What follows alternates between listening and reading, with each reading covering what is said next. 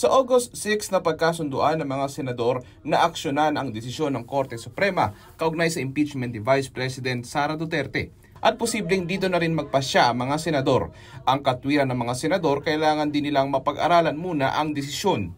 In order to afford ample and sufficient time to the members to study the 97-page Supreme Court decision. Pero pinahagi ni Senador Juan Miguel Zubiri na may ilang senador na gusto nang ipabasura ang impeachment kahapon. Sabi naman ni Senate Majority Leader Joel Villanueva, sa caucus kahapon, wala namang naging mainit na diskusyonan. Today, magtatayo siya para mag-move to dismiss.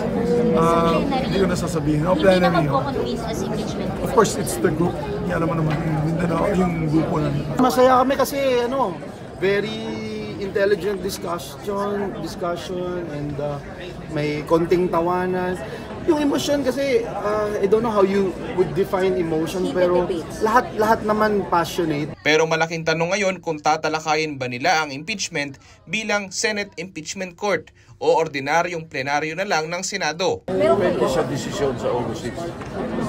That question can be answered after August 6. Personal nyo, SP, is hindi na kailangan mag-convene after the decision of SC. Yes, and if the Senate will act on it, the Senate should act on it as a Senate. Sabi ni Villanueva, natalakay din ang mga prioridad at panukala ng mga senador, pati ang mga panukalang batas na lumusot na sa 19th Congress. We will conduct just one hearing and we will bring it right away in the plenary.